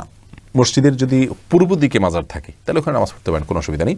আর যদি মসজিদের ভেতরে মাজার থাকে, কবর থাকে, তাহলে সেখানে নামাজ পড়তে পারেন না, কারণ রাসূল আকরাম সাল্লাল্লাহু আলাইহি ওয়াসাল্লাম কবরে সিজদা করতে নিষেধ করেছেন। এটা ইহুদিদের অভ্যাস এবং তাদের সংস্কৃতি বলে তিনি উল্লেখ করেছেন, বিধায় এটা করা যাবে না। আর যদি মসজিদের সামনে থাকে, অর্থাৎ কেবলার দিকে থাকে এবং মসজিদের ওয়ালের বাইরে থাকে, তাহলে সেখানে সালাত আদায় করলে সালাত হয়ে যাবে। সিরাজা মুনিরা জানতে চেয়েছেন, ভিআইপি কেউ মারা গেলে শোক বই খোলা হয়, সবাই সেখানে শোক বাণী লেখেন, এর বিধান কি? শোক বই খুলে শোক বইতে শোক বাণী লেখা, এটা কি শরীয়তের অংশ হিসাবে মানুষ লেখে না, তার প্রতি সহমর্মিতা প্রকাশ এর অংশ হিসাবে করে। কোনো মানুষ মারা গেলে মুখে তাকে সহমর্মিতা প্রদর্শন করা, তার পরিবারকে প্রদর্শন করা, এরকম জায়েজ, লিখে করাও জায়েজ। অতএব এটা শোক বার্তা দেওয়া, লিখে করা, এরকম একটি বিষয়, বিধায় এটা তে কোনো অসুবিধা আমি দেখছি না ইনশাআল্লাহ বিদিল্লাহ, যদি পার্শ্ব কোনো অপরাধ বা গুনাহ সেখানে যদি না হয়। আহমেদ হাবিব জানতে চেয়েছেন, কতদিন পর্যন্ত জন্মনিয়ন্ত্রণ করা জায়েজ আছে? জন্মনিয়ন্ত্রণের জন্য কোনো সময়সীমা নেই আহমেদ হাবিব ভাই। জন্মনিয়ন্ত্রণ যে কজের ভিত্তিতে করছেন, সেই কজটা যতদিন থাকবে ততদিন আপনি জন্মনিয়ন্ত্রণ করতে পারবেন। কথার কথা, বাচ্চা লালন পালন করার মতো সক্ষমতা মায়ের নাই, তাহলে যতদিন অসক্ষমতা থাকবে না ততদিন পর্যন্ত জন্মনিয়ন্ত্রণ করতে পারবেন। যৌক্তিক কারণ যতদিন পর্যন্ত থাকবে ততদিন পর্যন্ত আপনি জন্মনিয়ন্ত্রণ করতে পারবেন, সেটা অস্থায়ীভাবে হতে হবে অবশ্যই। আরিফুল ইসলাম জানতে চেয়েছেন, আজানের সময় প্রস্রাব পায়খানা করা যাবে কিনা? জি আরিফ ভাই, করতে পারেন, কোনো অসুবিধা নেই। আজান হলে তখন পেশাব পায়খানা করা যাবে না এমন কোনো কথা নেই। এমনি আতিকুর রহমান, আপনি আমাদের ইউটিউব চ্যানেল থেকে প্রশ্ন করেছেন, সেখানেও লাইভটি সম্প্রচার হচ্ছে। জেনার মাধ্যমে সন্তান হলে সেই সন্তানের বিধান কি? সেটাকে ওয়ালাদুজ্জিনা বা জেনার সন্তান বলা হয়, কিন্তু সেই সন্তানের কোনো দোষ নাই আল্লাহর কাছে, সে কোনো পাপী বা অপরাধী হবে না, কারণ আল্লাহ তাআলার বিধান হলো আল্লাহ তাযিরু ওয়াজিরাতুন বিজরা উখরা, একজনের পাপের বোঝা আরেকজনের উপর আল্লাহ তাআলা চাপান না। যার কারণে তার বাবা মা তারা অপরাধ করেছেন, তারা এর জন্য দায়ী হবে, কিন্তু এই শিশু আল্লাহর কাছে কোনো দায় বহন করবে না। বাকি সামাজিকভাবে শিশুর প্রতি সাধারণ মানুষের বিরূপ ধারণা হতে পারে, এই জায়গা থেকে ইমামতি সহ গুরুত্বপূর্ণ কিছু কাজে তাকে ব্যবহার না করা পরামর্শ ইসলাম দিয়ে থাকে। কিন্তু এছাড়া এই সন্তান সমাজের অন্য সকল বিষয় আশয়গুলো অন্য সাধারণ মানুষের মতোই তিনি করতে পারবেন এবং তার জন্য তার কোনো দায় থাকবে না। তিনি যদি নেককার হন, আল্লাহ তাআলার প্রিয় পাত্র হতে পারেন। অন্য একজন সাধারণভাবে জন্মগ্রহণ করা মানুষের চাইতে আল্লাহর অনেক বেশি প্রিয় মানুষ হতে পারেন তার নেক আমলের মাধ্যমে। আনিকা শর্মিল, আপনি জানতে চাচ্ছেন, গর্ভাবস্থায় রোজা রাখতে কষ্ট হলে করণীয় কি? গর্ভাবস্থায় যদি রোজা রাখতে কষ্ট হয় এবং সেই কষ্টটা যদি এই পর্যায়ে হয় যে এই অবস্থায় রোজা রাখলে আপনার প্রাণ সঞ্চারিত, প্রাণ বের হয়ে যাবে, অথবা আপনি স্থায়ীভাবে অসুস্থ হয়ে যাবেন, অথবা একজন ডক্টর যিনি রোজার গুরুত্ব বুঝেন, নিজে দিনদার এবং আবার আপনার শারীরিক অবস্থাও তিনি ধরতে পারেন, তাহলে তিনি যদি আপনাকে বলেন না এই অবস্থা আপনার রোজা রাখা ঠিক হবে না, বাচ্চা বা আপনার শরীরের জন্য হুমকি আছে, সেরকম পরিস্থিতি আপনি রোজা না রাখলেও চলবে, কিন্তু এই রোজাগুলো পরবর্তীতে আল্লাহ যখন সুস্থ করবেন তখন আপনাকে রেখে দিতে হবে। আর সাধারণ একটু কষ্ট লাগলে সেই অজুহাতে রোজা ভাঙা যাবে না। আমরা সাধারণত গর্ভাবস্থায় সিয়াম পালন করা প্রসঙ্গে আমাদের মায়েদেরকে পরামর্শ দিয়ে থাকি যে আসলে সিয়াম যদি আপনি গর্ভাবস্থা রাখতে চান তাহলে সেক্ষেত্রে রাখতে পারেন। তার একটা বুদ্ধি হলো যে আপনি রাতভর যেরকম শুয়ে থাকেন সেই শোয়াটা যদি দিনভর শুয়ে যান, অর্থাৎ রাতে একটু কাজ করেন টুকটাক, আর দিনে যদি আপনি সাহারির পরে ফজর পরে ঘুম দেন, রাতভর যদি না ঘুমান, রাতে ইবাদতবন্দি করলেন, কাজকাম করলেন, অর্থাৎ দিনে যে কাজগুলো করেন সেগুলো যদি রাতে করলেন মায়েরা, তাহলে দিনভর যদি আপনি শুয়ে থাকেন জোহর পর্যন্ত, জোহর পরে আবার একটু রেস্ট করলেন, তাহলে কিন্তু রাতের মতো লম্বা সময় এখানেও পার হয়ে গেল এবং আপনার জন্য সিয়াম পালন করাটা অনেকটা সহজ হবে। শওকত আহমেদ জানতে চেয়েছেন, কসর অবস্থায় তাহাজ্জুদ নামাজ পড়া যাবে কি না? যাবে, কোনো অসুবিধা নেই। সফরে থাকলে তাহাজ্জুদ বা নফল নামাজ পড়তে যে পড়া যাবে না এমন কোনো কথা নেই। এরপরে সায়েম ইকবাল জিহাদ, আপনি জানতে চেয়েছেন, দায় রাখার মতো বাবরি চুল রাখাও তো সুন্নাত, কিন্তু বেশিরভাগ আলেম ওলামা চুল বড় রাখেন না কেন? না ভাই সায়েম, আপনি সঠিক বলেননি। দায় রাখার মতো বাবরি চুল রাখাও সুন্নত, বিষয়টি এরকম নয়। দায় রাখাটা ওয়াজিব, নবী সাল্লাল্লাহু আলাইহি ওয়াসাল্লামের নির্দেশ, তার নির্দেশ পালন করা আবশ্যক। তিনি বলেছেন আফুল্লুহা, দাড়িকে তোমরা লম্বা করো, আর খুল্লুহা, দাড়িকে তোমরা ছেড়ে দাও। অতএব দাড়িকে তিনি লম্বা করার নির্দেশ জারি করেছেন, চুল লম্বা করার জন্য কিন্তু তিনি কোনো নির্দেশ জারি করেননি। চুল লম্বা তিনি রেখেছেন, তিনি সাধারণভাবে যে কাজটা করেছেন এটাকে সুন্নাহ বলা হয়, কিন্তু নির্দেশ জারি করলে, নিষেধ করলে সেটি ওয়াজিব হয়ে যায়, আবশ্যক হয়ে যায় মেনে চলা। বিধায় দাড়ির মতো চুল দুইটাই সুন্নাত সমানভাবে দেখলে চলবে না। দাড়ি রাখা ওয়াজিব, চুল রাখা সুন্নাহ। সুন্নাহটা কেউ করলে করলো, না করলে না, এর জন্য তাকে জবাবদিহি করা যাবে না। তবে হ্যাঁ, অবশ্যই সুন্নাহকে পালন করার চেষ্টা করা উচিত। এবং এক্ষেত্রে লম্বা চুল রাখলে সেটার পরিচর্যা ইত্যাদি অনেক কষ্টের হয়, যার কারণে অনেকে রাখেন না। কিন্তু অবশ্যই আমরা বলবো এটি রাখার চেষ্টা থাকা উচিত। জিল্লুর রহমান যে আর আপনি এটি থেকে জানতেছেন, ডিউটিরত অবস্থায় বুট পায়ে দিয়ে উজু করা এবং সালাত আদায় করা যাবে কি না। ডিউটিরত অবস্থায় যদি আপনি বুট পায়ে থাকে তাহলে সেক্ষেত্রে সে বুটের উপরে মাসা করতে পারবেন কিনা। ওই বুট দিয়ে যদি আপনি সালাত আদায় করতে পারেন, এরকম সফট হয়, তাহলে সেক্ষেত্রে অজু করে যদি এটা আপনি পরে থাকেন, আপনার পায়ের গিরা পর্যন্ত ওইটা ঢেকে থাকে, তাহলে ওটার উপরে আপনি মাসা করলে জায়েজ হবে, অসুবিধা নেই। অজু করে যদি আপনি সেটা পরে থাকেন তাহলে সেক্ষেত্রে মাসা করতে পারেন। আর যদি এই বুটটা আপনাকে খুলে সালাত আদায় করতে হয়, এটা যে মোজা আছে সেটা আপনার বুটটা খুলে জাস্ট মোজা পরে সালাত আদায় করলেন, তাহলে ওই অবস্থা বুটের উপর মাসা করলে চলবে না। কিন্তু আমরা অনেক আরাবিয়ান সৈনিকদেরকে দেখেছি, তারা এমন বুট পরেন যেটা আপনার গোড়ালি পর্যন্ত ঢাকা থাকে, এবং ওই অজু করার সময় তারা অজু করে মোজা পরে তারপর বুট পরেছেন, বুটের উপর তারা মাসা করে ওই বুট পরে তারা সালাত আদায় করছেন, জাস্ট এটাকে পরিষ্কার করে মসজিদে প্রবেশ করছেন। তো এরকম অবস্থায় তায়াম্মুম করা যায়, এই মাসা করা যায় হবে। এরপরে আমির হামজা আপনি জানতে চেয়েছেন, খতমে তারাবির ক্ষেত্রে 2-4 রাকাত ওজোর বশত ছুটে গেলে খতমের ছুটে যাওয়া অংশ কীভাবে পূর্ণ করবে। দেখুন, এতে আপনার কোনো বড় ক্ষতি হয়ে যাবে এমন না। 2-4 রাকাত ছুটে গেলে, 2-4টা আয়াত ছুটে গেলেও কোনো অসুবিধা নেই। আপনি যদি চান যে না আমি পুরো কোরআনটা পড়ে শেষ করব, জেনে শেষ করব, তাহলে ওই 2-4 রাকাতে যে আয়াতগুলো ছুটেছে সেগুলো হাফেজ সাহেবের মাধ্যমে ফাইন্ড আউট করে বের করে আপনি সে অংশটা তেলাওয়াত করে ফেললেন ব্যাস, অথবা শুনে ফেললেন সালাতের বাইরে, তাতে আপনার খতমটা হয়ে গেল। কিন্তু খতম এভাবে করতে হবে এমন কোনো আবশ্যক কিন্তু না। বোন শামিমা নাসরিন আপনি জানতে চেয়েছেন, ফিতনা থেকে বাঁচতে কি মিথ্যার আশ্রয় নেওয়া যাবে। হ্যাঁ, ফিতনা থেকে বাঁচতে বলতে জেনায় পতিত হয়ে যাবে বা জীবন হুমকির মধ্যে হবে, এরকম বিপদ থেকে বাঁচার জন্য কেউ যদি মিথ্যার আশ্রয় নেন সেটি জায়েজ হবে, যদি সেটি সরাসরি মিথ্যা না হয় বরং ঘুরিয়ে বলা হয়, যেটাকে তাওরিয়া বলা হয়। ইব্রাহিম আলাইহিসসালাম যেটি করেছিলেন, মিশরের অত্যাচারী শাসকের সামনে তার স্ত্রীকে বোন বলেছিলেন। প্রত্যেক মুসলিম একে অন্যের ভাই বোন, সেই জায়গা থেকে তিনি বোন বলেছিলেন, ঘুরিয়ে বলেছেন কেন, তার অত্যাচার থেকে বাঁচার জন্য। এটাকে ঘুরিয়ে বলা বলে, এটা ফিতনা থেকে বা বিপদ থেকে বাঁচার জন্য এটুকু জায়েজ আছে। এবিএম আলমগীর হোসেন জানতে চেয়েছেন, বেকার অবস্থা বিবাহ করা ইসলামের সমর্থন করে কিনা। ভাই আলমগীর, বেকার অবস্থায় বিবাহ করাতে ইসলাম এর কোনো নিষেধাজ্ঞা নেই। বিয়ের সম্পর্ক কাজ থাকা আর না থাকার উপরে নয়, বিয়ের সম্পর্ক হলো সামর্থ্য থাকার উপরে। আর সামর্থ্য কি? স্ত্রীকে মোহর দেওয়ার মতো সামর্থ্য, সেটা মিনিমাম মোহর কিছু একটা দিতে পারলেই হলো, এটা দেওয়ার মতো সামর্থ্য থাকা, এবং তার ডাল ভাতের অ্যারেঞ্জ কোনো রকম করার সামর্থ্য থাকলেই হলো। অতএব বেকার থাকলেও এটা কিন্তু অনেকে করতে পারেন। অনেকের পৈতৃক সূত্রে সম্পত্তি থাকে, অথবা বেকার থাকার পরেও তার যেটুকু আছে সেটুকু দিয়ে সংসার চালাতে পারেন। স্ত্রীর মানে একেবারে মৌলিক অধিকার যেটা না হলে নয় সেটুকু দিতে পারেন, সেটুকু কিন্তু অনেক কম। কোনো রকম বেঁচে থাকার উপকরণ এবং আপনার মোহর দেওয়ার মতো ব্যবস্থা শুরুতে থাকলেই তিনি বিয়ে করতে পারেন, কোনো অসুবিধা নেই। এরপরে ওবায়দুল্লাহ অপু জানতে চেয়েছেন, নতুন জামা পরে কি নামাজ হবে ধোয়া ছাড়া। ভাই ওবায়দুল্লাহ, আপনার প্রশ্ন উত্তর হলো নতুন জামা পরে নামাজ হবে, কোনো অসুবিধা নেই, ধোয়া জরুরি না। অনেকে মনে করেন নতুন জামা পরলে, নতুন জামা কিনলে, অথবা আপনার নতুন বিছানা চাদর কিনলে বা নতুন বিছানা কিনলে, কার্পেট কিনলে সেগুলো পরিষ্কার করে তারপরে সালাত আদায় করতে হবে। এই ধারণাটা সঠিক নয়। কারণ হলো নতুন কোনো জিনিসে নাপাক লেগে আছে এটার কোনো প্রমাণ নেই। কোনো পোশাকে নাপাক লেগে থাকার কোনো প্রমাণ না থাকলে সন্দেহাবর্ত এটাকে নাপাক মনে করার কোনো কারণ, এটা কারখানায় তৈরি হয়, সেখানে নাপাক লাগার সম্ভাবনাও আপাত দৃষ্টিতে নাই। অতএব আপনি কেন সেটাকে সন্দেহ করে নাপাক মনে করতে যাবেন? বিধায় নতুন এটা পরে আপনি সালাত আদায় করতে পারেন। হ্যাঁ, আপনি ওইটাকে অন্য কোনো কারণ যদি ধুয়ে তারপর সালাত আদায় করেন সেটা ভিন্ন বিষয়, কিন্তু পাক নাপাকের ইস্যুতে অন্তত এটাকে ধুয়ে সালাত আদায় করার কোনো প্রয়োজন নেই।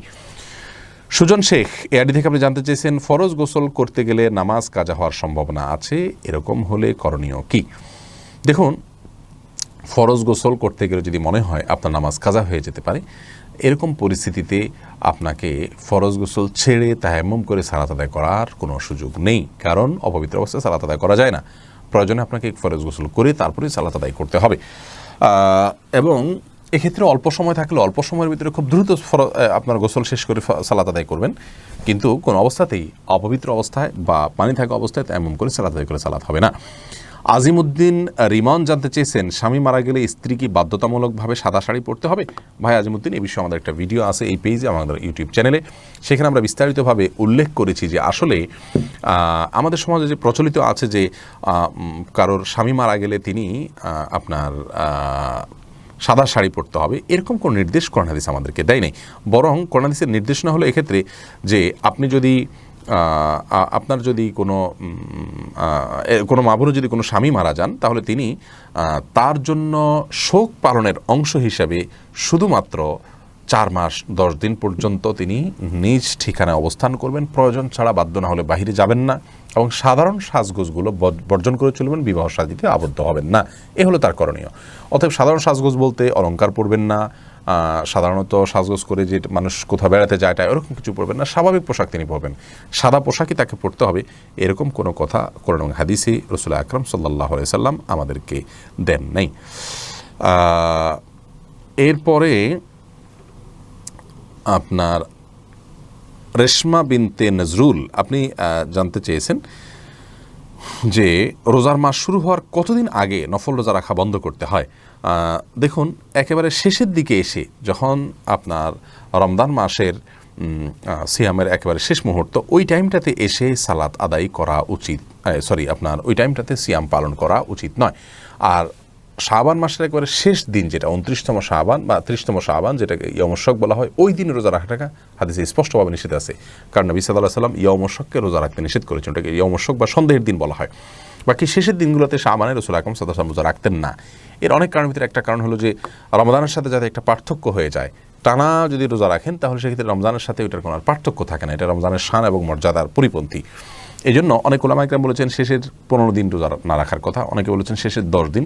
আসলে দিনের কোনো সংখ্যা বিশুদ্ধভাবে হাদিসে ফিক্স হয়েছে বলে আমাদের জানা নাই, যার কারণে শেষের দিকে যতটা সম্ভব সিয়াম না রাখা, শেষের দশক বা শেষের 5 দিন বা যত শেষের দিকে হয় ততটাই না রাখা উত্তম। রেশমা বিনতে নজরুল, আপনার প্রশ্ন উত্তর দিয়েছি। মাহবুব রব্বানি বলেছেন, জানতে চেয়েছেন হতাশা থেকে মুক্তির জন্য কি আমল করা যায়?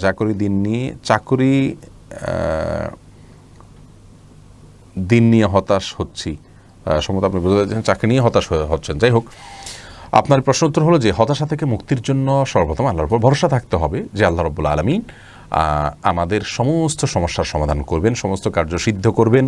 বিধায় আপনার অস্থিরতাকে কাটাবার জন্য আল্লাহর উপর ভরসা হলো মূল বিষয়, যে আল্লাহ রাব্বুল আলামিন দুঃসময়কে পার করে সুসময় আমাকে দান করবেন। দ্বিতীয়ত, আপনাকে হতাশা থেকে মুক্তির জন্য, বাঁচার জন্য বা বিপদ দূর করার জন্য আপনাকে দুরূদ বেশি করে পাঠ করতে হবে। দুরূদ বেশি করে পড়লে মানুষের পেরেশানি দূর হয়। ইস্তেগফারটাও আপনি বেশি করে পড়বেন, এর মাধ্যমে আল্লাহ তাআলা পেরেশানি দূর করেন। দোয়া ইউনুসটা বেশি করে পড়বেন, রব্বানা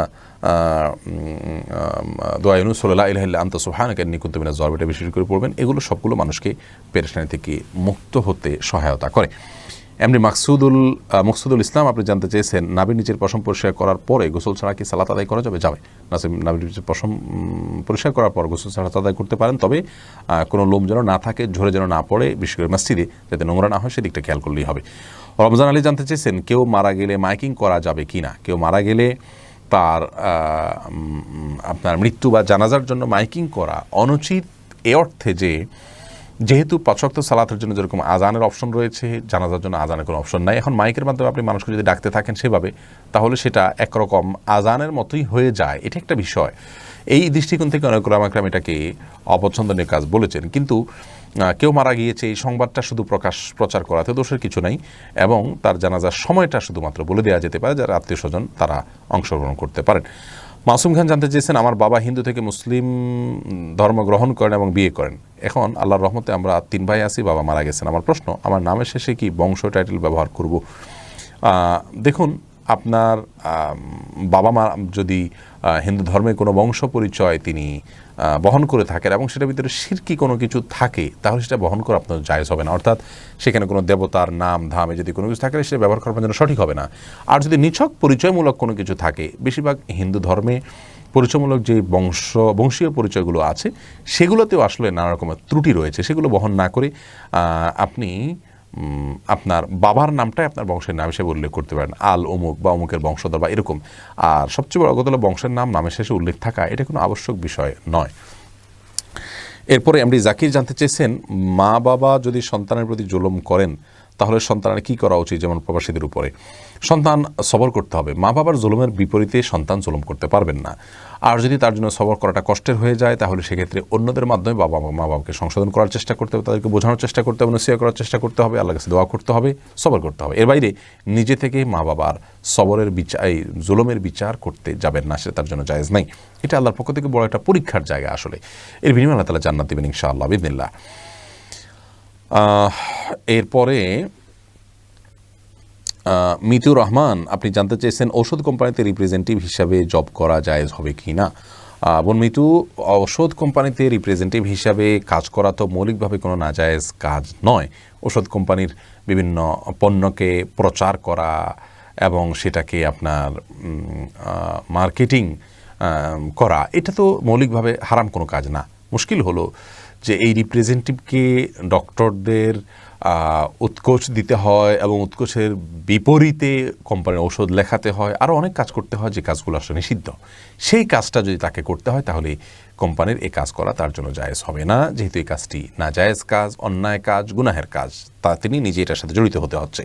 এছাড়া কথার কথা একটা ঔষধের প্রচারণার জন্য বা ওইটার পরিচিতির জন্য তিনি যাচ্ছেন কিংবা ডিসপেন্সারিগুলোতে যাচ্ছেন, সেগুলোতে প্রচারণামূলক কাজ করছেন, এই যদি কোনো কাজ করলে সেটা তো নিষিদ্ধ নয়, বা বিক্রি করছেন এরকম কোনো কাজ থাকলে সেটি নিষিদ্ধ নয়।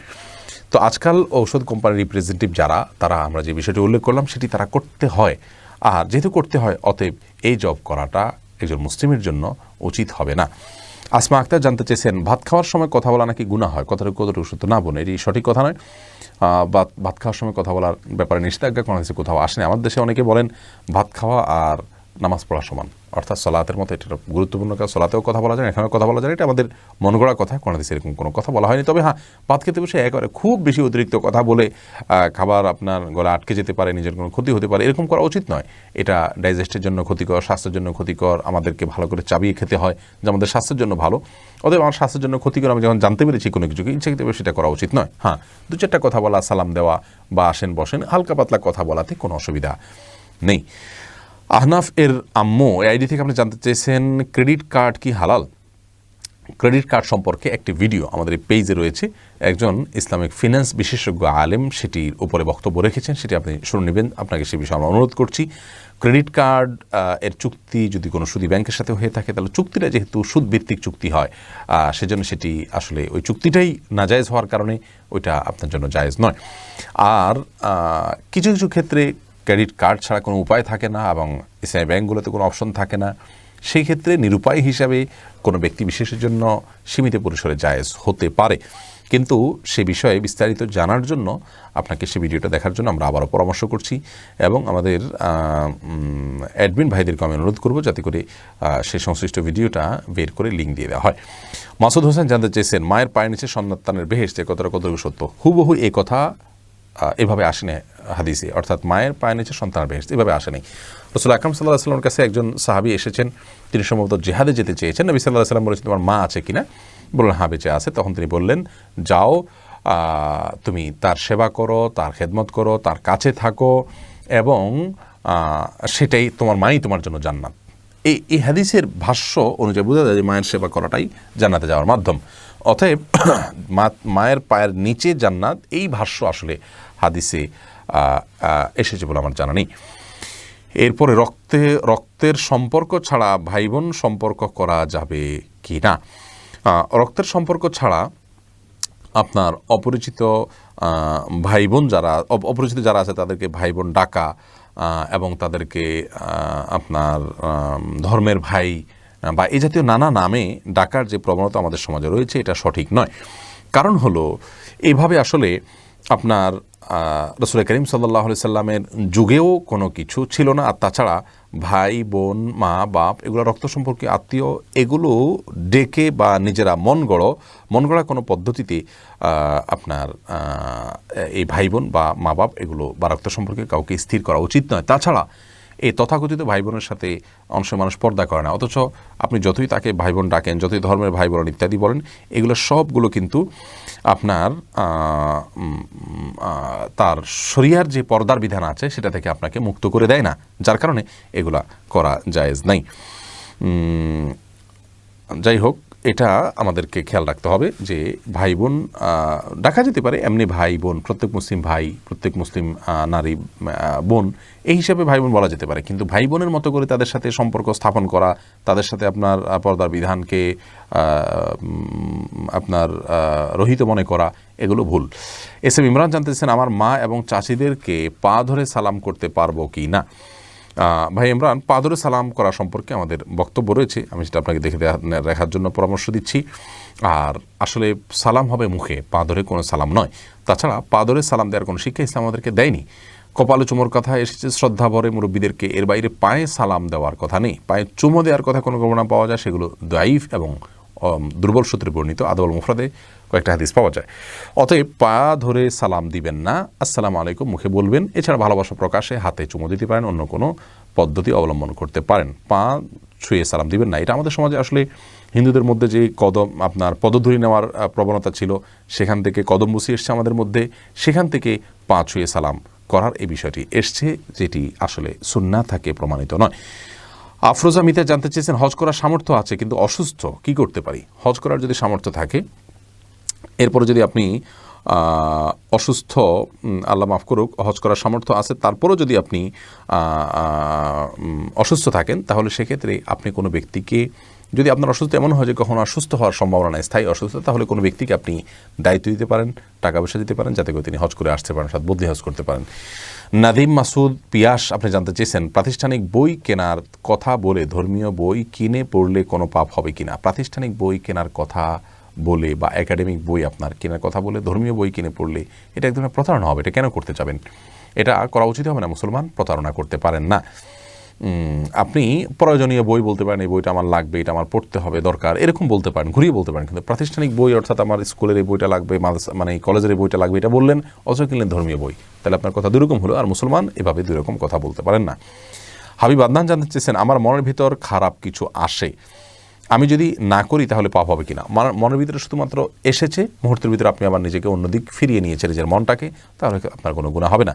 আর যদি খারাপ কিছু আপনি জল্পনা, কল্পনা এবং পরিকল্পনা আঁটেন, খারাপ কিছু যদি মনে মনে করতে থাকেন, ভাবতে থাকেন, ভেবে আপনি মজা নেন, তাহলে সেক্ষেত্রে আপনার গুনাহ হবে। আর যদি কোনো খারাপ কাজ করবেন বলে পরিকল্পনা করেন কিন্তু কাজটা না করেন, তাহলে গুনাহ হবে না। তাহলে তিনটা অপশন আমরা পেলাম।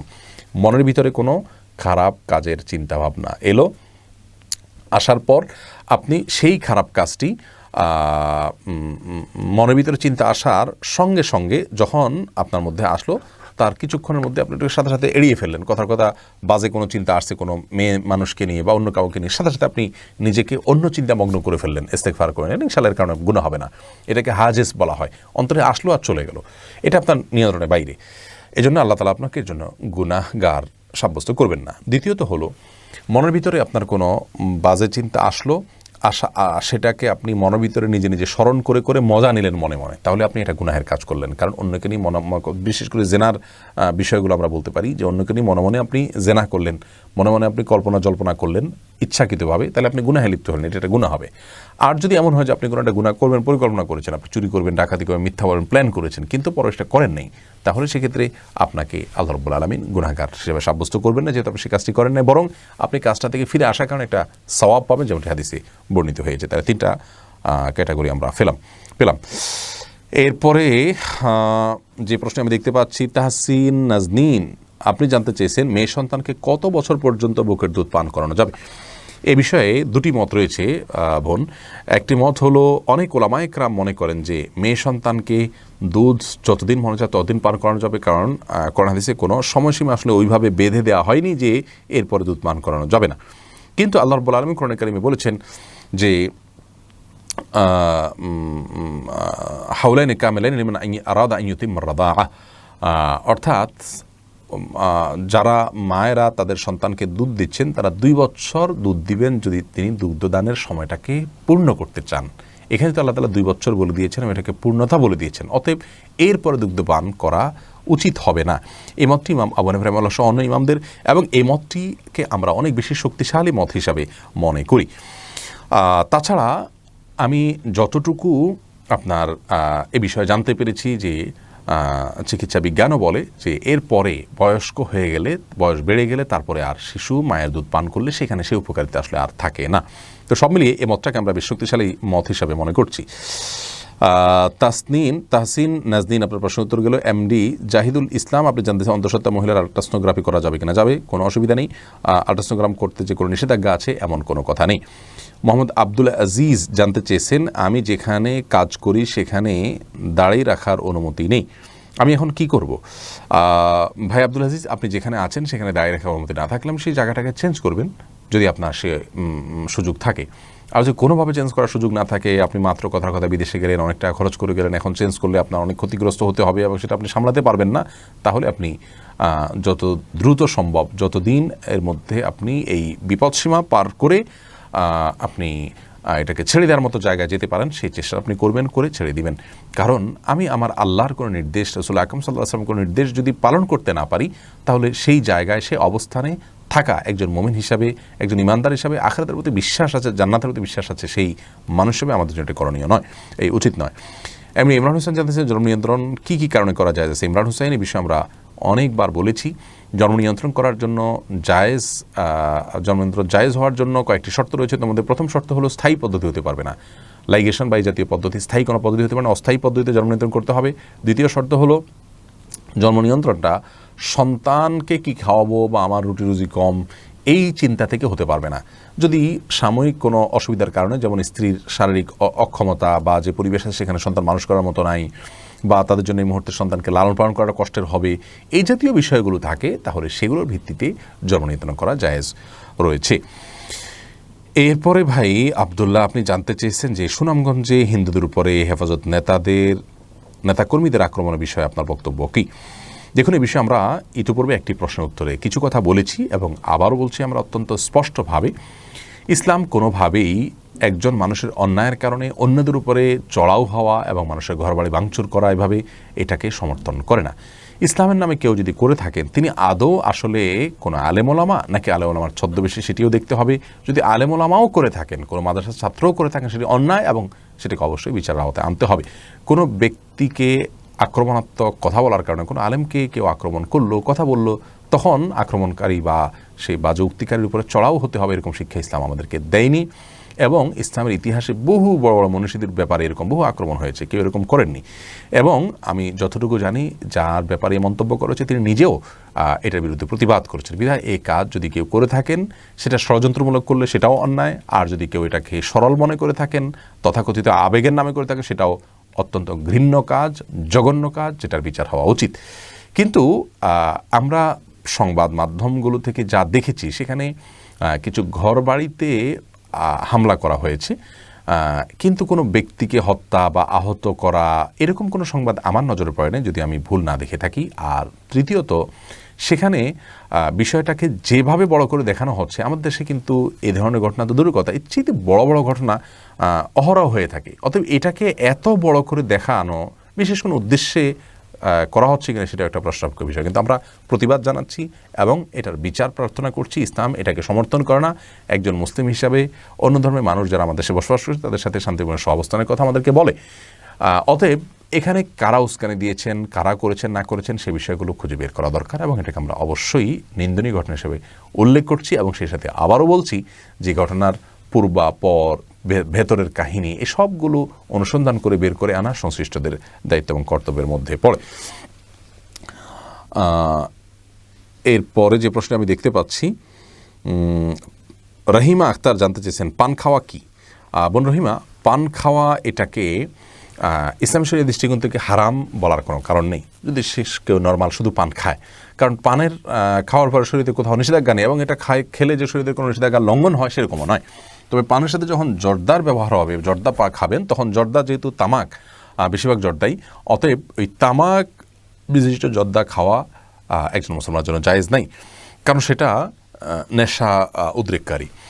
তবে যদি সেখানে মিষ্টি জর্দা থাকে, যেমন আপনার মশলা জাতীয় কিছু থাকে, কালোজিরা ইত্যাদি থাকে অনেক সময়, অথবা গোয়ামুর ইত্যাদি যদি থাকে, তাহলে সেরকম কোনো জর্দা বা সেরকম কোনো আপনার মিষ্টি কোনো কিছু যদি খায়, তাহলে সেক্ষেত্রে ওই হারামের বা নিষিদ্ধের আওতা সেটি পড়বে না। আর শুধু পান খেলে সেটা কোরআন হাদিসের কোনো নিষিদ্ধ কাজ করা হয় বলে আমরা মনে করি না, বিধায় এটাকে আমরা জায়েজ মনে করি। এরপরে ইমরান শরীফ বিলাস, আপনি জানতেছেন নামাজের সামনে আয়না থাকলে কি নামাজ হবে? নামাজের সামনে আয়না থাকলে নামাজ হয়ে যাবে, কিন্তু আয়নার দিকে তাকিয়ে তাকিয়ে নামাজ পড়া উচিত নয়। আপনি যদি আপনার দৃষ্টিকে নামাজের এরিয়ার মধ্যে রাখতে পারেন, উপরের দিকে না থাকেন, আয়নার দিকে না থাকেন, তাহলে নামাজ হয়ে যেতে পারে। কিন্তু যদি মনে হয় যে না, আয়নার সামনে থাকলে আমার মন সেদিকে চলে যাবে, নিজের দিকে তাকাবো, চেহারা দেখবো, এরকম আশঙ্কা আছে, তাহলে কোনো একটা কাপড় চোপড় দিয়ে তার সামনে নামাজ দাঁড়াবেন, অথবা একটু ডানে বামে দাঁড়াবেন, যাতে করে বরাবর আয়নার সামনে না হয়, আপনি যেন নিজেকে দেখতে না পান। অর্থাৎ আপনার নামাজের মনোযোগ যাতে নষ্ট না হয়, সেটাই হলো মুখ্য বিষয়। আয়না এখানে একেবারে গৌণ, আয়না থাকুক বা না থাকুক তাতে কোনো অসুবিধা নেই। এমডি জাহিদ হাসান জানতে চেয়েছেন, মানুষের মৃত্যুর মুহূর্তে আল্লাহর নাম কানে দেওয়ার কথা বলা হয়, এ ব্যাপারে আপনার মত কি? মৃত্যুর মুহূর্তে আল্লাহর নাম কানে দেওয়ার কথা বলা হয়নি, আসলে তালকিনের কথা হাদিসে বলা হয়েছে। লাক্কিনু মৌতাকুম, রাসূল আকরাম সাল্লাল্লাহু আলাইহি ওয়াসাল্লাম বলেছেন, তোমাদের মৃতদেরকে মৃত্যুর আগ মুহূর্তে তালকিন করো। তালকিনটা কি? তালকিনটা হলো মৃত্যু মুখে পতিত ব্যক্তিকে তা দূরে থেকে, কিছুটা কাছাকাছি থেকে, দূরে বলতে একেবারে কানের কাছে গিয়ে নয়, সাধারণ দূরত্বে থেকে তাকে শুনিয়ে শুনিয়ে আশহাদু আল্লা ইলাহা ইল্লাল্লাহ ওয়া আশহাদু আন্না মুহাম্মাদান আবদুহু ওয়া রাসূলুহু ওয়া লা ইলাহা ইল্লাল্লাহু মুহাম্মাদুর রাসূলুল্লাহ, এভাবে বলা, একটু তাকে শুনিয়ে শুনিয়ে, যাতে করে শুনে তিনি ফলো করতে পারেন। যেহেতু মৃত্যুর আগ মুহূর্তে শয়তানের সাথে মানুষের প্রচণ্ড রকমের লড়াই হয়, অনেক মানুষ বেঈমান হয়ে মারা যায়। আমি ব্যক্তিগতভাবে এক ব্যক্তিকে আমার জীবনে দেখেছি যে মৃত্যুর সময় তিনি সারা জীবন মসজিদে গিয়েছেন, অনেক ভালো কাজও করেছেন, কিন্তু এই ভদ্রলোকের মৃত্যুর সময় আমি তার পাশে ছিলাম এবং আমি দেখেছি যে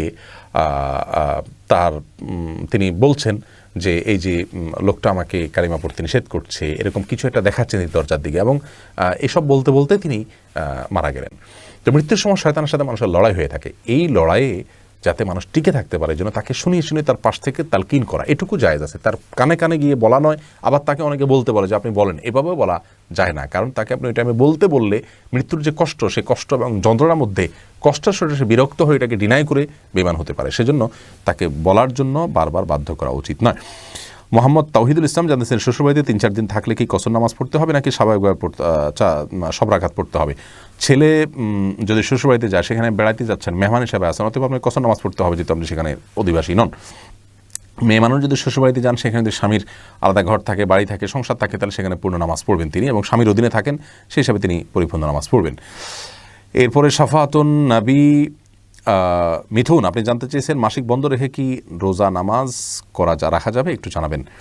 মাসিক বন্ধ রেখে রোজা নামাজ করতে পারেন, যদি কোনো মেডিসিন ব্যবহার করলে এটা বন্ধ হয় এবং সেটা যদি পার্শ্ব প্রতিক্রিয়া না থাকে, ক্ষতির কারণ না হয়। কিন্তু আমরা যতটুকু জানি যে এগুলো স্বাভাবিক প্রক্রিয়াকে বাধাগ্রস্ত করলে কিছুটা হলেও শরীরের ক্ষতি হয়।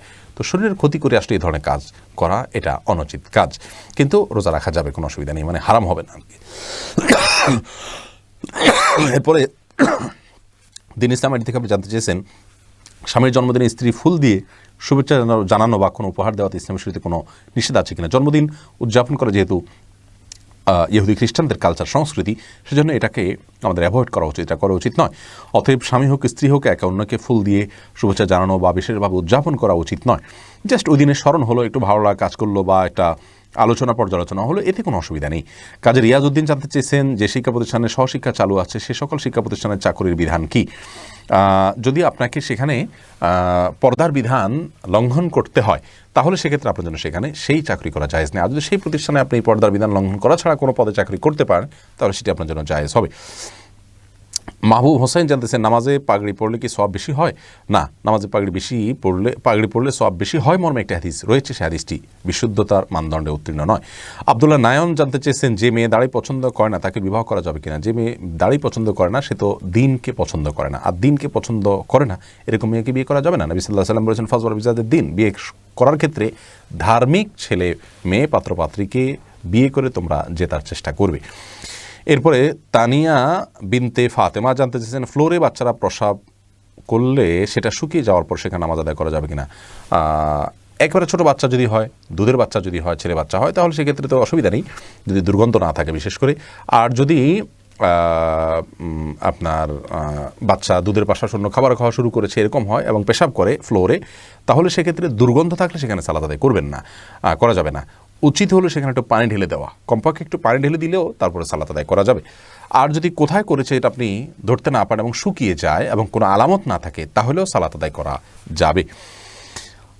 এরপরে জান্নাত রাফা জানতে চেয়েছেন, অর্গান ডোনেশন ইসলামের দৃষ্টি কি জায়েজ? এটা কারোর প্রয়োজন হলে তাকে দেয়া যেতে পারে শরীরের কোনো অঙ্গ, কিন্তু আপনার এটাকে ট্র্যাডিশন বানানো যে আমি পচে গেলেই যাবো, অতএব এগুলা কবরে নিয়ে লাভ কি, কাউকে না কাউকে দিয়েন, কোনো প্রতিষ্ঠানকে দান করে যাওয়া, এই ট্র্যাডিশন করা জায়েজ না, এটা মানবতার অপমান। আমিনুল ইসলাম জানতে চেয়েছেন, আমি সপ্তাহে 3 দিন থাকি সিলেটে, 4 দিন থাকি ঢাকায়, এখন আমি কি মুসাফির না মুকিম জানতে চাই। আপনি যদি ঢাকা এবং সিলেট 2 জায়গায় আলাদা বসবাসের ঠিকানা থাকে, সেটা একটা ম্যাচ হতে পারে। আপনার যদি সেখানে ভাড়া একটা রুম নেওয়া থাকে বা ঠিকানা থাকে নিজস্ব, তাহলে উভয় জায়গাতে আপনি মুকিম এবং স্থায়ী বাসিন্দা, উভয় জায়গাতে আপনি পূর্ণ সালাত পড়বেন। অন্যথায় যেখানে আপনি মূলত বাসিন্দা সেখানে পূর্ণ সালাত পড়বেন, আর অন্য জায়গায় আপনি মুসাফির হিসাবে থাকবেন, যদি সেখানে এসে হোটেলে থাকেন একবার এক হোটেলে বা এক এক জায়গায় আপনাদের ফিক্স কোনো থাকার জায়গা না থাকে। এমনি মাসুদ রানা জানতে চাইছেন, খেতে বসলে কেউ যদি আমাকে সালাম দেয় তখন আমি কি সালামের উত্তর দিতে পারবো কিনা? পারবেন, কোনো অসুবিধা নেই। সাকিবুল্লাহ ইসলাম অনেক এর প্রশ্ন হলো, হাঁটুর উপরে কাপড় উঠে গেলে উজু থাকবে কিনা? উজু থাকবে, কিন্তু মানুষের সামনে কাপড় উঠে গেলে সেটি সতর খোলা হয়, বিধায় সেটা গুনাহের কাজ, কিন্তু উজু থাকবে, উজুর সাথে সম্পর্ক নেই। ফাজলে রাব্বি জানতেছেন, মসজিদে নেই এমন কোনো স্থানে 4-5 জন বন্ধু থাকলে আর কারো যদি সহি কোরআন না জানা থাকে, তাহলে একা একা সালাত আদায় করতে হবে কিনা? যদি সবাই অশুদ্ধ সালাত তেলাওয়াতকারী হন, কারোরই তেলাওয়াত শুদ্ধ না হয়, তাহলে অশুদ্ধদের ইমামতে অশুদ্ধ একজনে করতে পারেন, কোনো অসুবিধা নেই। আল মাহমুদ জানতেছেন, ইংরেজি সাহিত্য পড়ানো কি হারাম? না, ইংরেজি সাহিত্য পড়ানো হারাম হবে কেন? হারাম কোনো কিছু যদি আপনি পড়ান, তাহলে সেক্ষেত্রে অর্থাৎ পড়ার ভিতরে কোনো হারাম কথা থাকে, সেটা আপনি বলার সময় যদি বলে দেন এটা হারাম, তাহলে ভিন্ন কথা, আপনার আর সেই দায় বহন করতে হবে না। কিন্তু এমনিতে কোনো সাহিত্য পড়ালে, ইংরেজি হোক বাংলা হোক, যে কোনো ভাষার সাহিত্যটা মৌলিকভাবে অন্য ভাষা হওয়ার কারণে বা ইংরেজি হওয়ার কারণে হারাম হওয়ার কোনো কারণ নেই। মশিউর রহমানের প্রশ্ন হলো, দুধমা হওয়ার শর্ত কি কি? দুধ পান করালেই তিনি দুধমা, বাস, এর জন্য আর বিশেষ কোনো শর্ত নেই। তবে কতটুকু দুধ পান করালে হবে? অনেক ওলামা ইকরাম বলেছেন 1 চোষণ 2 চোষণ দিলেই হয়ে যাবে, অনেকে বলেছেন 5 বা 10 চোষণের নিচে হবে না, 2টা মত রয়েছে। রেশমি খাতুন জানতে চেয়েছেন, আমার আব্বা মার সাথে আমি একটি বিশাল ভুল করেছি, তাদের কাছে পা ধরে অনেকবার মাপ চেয়েও মাপ পাই না, দয়া করে বলবেন ভাই কী করলে এগুনাতে ক্ষমা পাবো? আপনি তাদেরকে সন্তুষ্ট করার জন্য আপনি আপ্রাণ চেষ্টা করবেন এবং আল্লাহর কাছেও তবা করে মাপ চাইবেন, তাদের কাছেও মাপ চেয়ে যাবেন। আল্লাহ না করুন যদি মাপ করা ছাড়া তাদের মৃত্যু হয়ে যায়, তাহলে তাদের মৃত্যুর পরে তাদের পক্ষ থেকে আল্লাহর কাছে আল্লাহকে সন্তুষ্ট করার জন্য দান সদকা করবেন, তাদের বন্ধুবান্ধবের সাথে সদাচরণ করবেন, আল্লাহর কাছে মাফ চাইবেন, ইনশাআল্লাহ দিন এটা যথেষ্ট, আল্লাহ তাদেরকে সন্তুষ্ট করে দেবেন যদি আপনি আপনার আপ্রাণ চেষ্টা করে থাকেন। মীর আব্দুল সালাম জানিয়েছেন, কোনো ব্যবসায়িক পণ্য ভিন্ন ভিন্ন মানুষের কাছে ভিন্ন ভিন্ন দাম বিক্রি করলে গুনাহ হবে কিনা? না, ভিন্ন ভিন্ন দাম বিক্রি করলে গুনাহ হবে না, তবে কাউকে প্রতারণা না করলেই হলো, মিথ্যা কথা না বললেই হলো। নীরব জুবায়ের আপনি জানতেছেন, অশুভ দিন অশুভ রাত অশুভ সময় বলতে কিছু আছে কিনা? ইসলামের আলোকে যদি বিস্তারিত বলতেন। অশুভ রাত অশুভ দিন অশুভ সময় বলতে কোনো কিছু নেই, কারণ ইসলামে আসলে অশুভ অশুভর বলতে বিশ্বাসটা শিরকপূর্ণ বিশ্বাস হিসাবে ধার্য করেছে। তাছাড়া রাসূল আকরাম সাল্লাল্লাহু আলাইহি ওয়াসাল্লাম বলেছেন হাদিসে কুদসিতে, আল্লাহ তাআলা বলেছেন, লা তাসুব্বুদ দাহর, তোমরা কোনো সময়কে মন্দ বলবে না, গাল মন্দ করবে না, কারণ আমি সময়কে নিয়ন্ত্রণ করি, সময়ের স্রষ্টা আমি নিজে, এই জন্য এটা করা যাবে না। প্রিয় দর্শক, দেখতে দেখতে নির্দিষ্ট সময় 1 ঘন্টার বেশি সময় হয়ে গেছে এবং আমরা আজও প্রায় শতাধিক প্রশ্নের উত্তর দেওয়ার চেষ্টা করেছি। আল্লাহ রাব্বুল আলামিন আমাদের সকলকে কোরআন হাদিসের ইলম অনুযায়ী আমল করার তৌফিক দান করুন। ইন আসাবতু ফামিনাল্লাহ ওয়া মিন আখতাতু ফামিনাশ শাইতান, যদি আমি সঠিক কিছু বলে থাকি পুরো সময় জুড়ে, তাহলে আল্লাহর পক্ষ থেকে, ভুল কিছু বলে থাকলে আমার এবং শয়তানের তরফ থেকে। আল্লাহ তাআলা আমাদের সকলকে আল্লাহর সন্তুষ্টির পথে অগ্রসর থাকার তৌফিক দান করুন। হাদা ওয়া সাল্লি ওয়া সাল্লিম আলা নবিয়িনা মুহাম্মদ ওয়া জাযাকুমুল্লাহু খাইরা। সুবহানাল্লাহি ওয়া বিহামদিহি, সুবহানাকাল্লাহুম্মা ওয়া বিহামদিকা, আশহাদু আল্লা ইলাহা ইল্লা আনতা, আস্তাগফিরুকা ওয়া আতুবু ইলাইক। ওয়াসসালামু আলাইকুম ওয়া রাহমাতুল্লাহি ওয়া বারাকাতুহু।